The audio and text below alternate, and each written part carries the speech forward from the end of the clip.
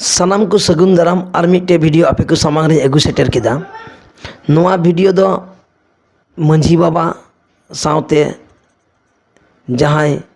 आतुरेन जीवन कुड़ा को जहां को चक्री को नाम बड़ा का तबुना उनको बाबते कटी मचा खाटो मचा गालोज गालमाराइन दोहो किदा। आशा ये नोआ वीडियो एहब को मुचाद भी नेल तबुन पे नपाय गे पे बुझावा और जुदि जहांटा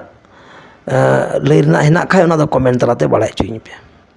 आतुरे जुदि मिटन आतुरे 50टी ओड़ा जुदि तहन खान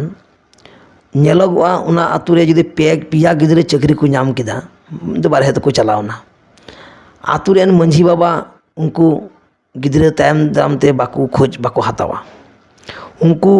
जतो नोंडे दो जतो गिदरे कथा दो बांग लई कोना जतो चक्री गिदरे कथा दो बांग लई कोना किछु कथे नेलोगआ बेसी जस्ती कते गे मंझी बाबा चेर उपरुम उनागी बांग को बड़ाया। तो नोंडे दो थोड़ा गानी लई का लगी मंझी बाबा दो आतुरेन खाम खुंटी कनाय। जुदी नोआ मंझी सिस्टेम दो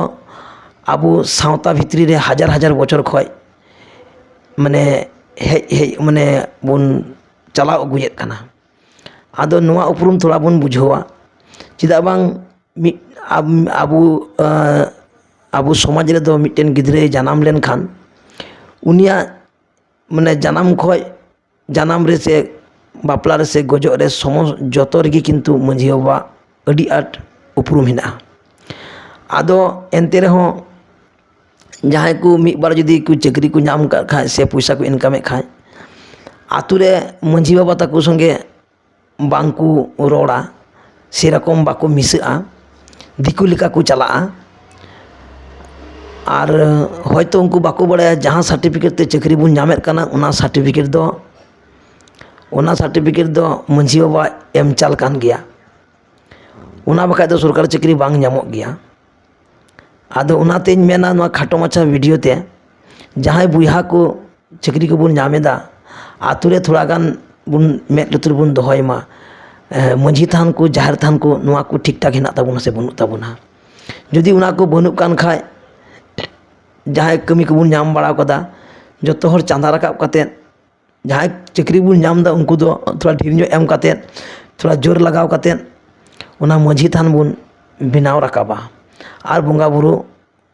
बुन दोहया। दिक्कु पुसी किंतु नौका जहां चक्री को नामा उनको दो हिंदू जुदी हुई खाए उनको मंदिर से टाका को दाना और मुसलिम को हुई खाए मस्जिद से टाका को दाना किंतु आबू सान्ताल आदिवासी दो नौवा करे नोआ को कमी रे दो आतु मंझी थान जुगाव माने जतन जुगाव लगी दो सेरकम बाको एमा चेद गे। आदो ओना खातिर ते लई हिजुग कना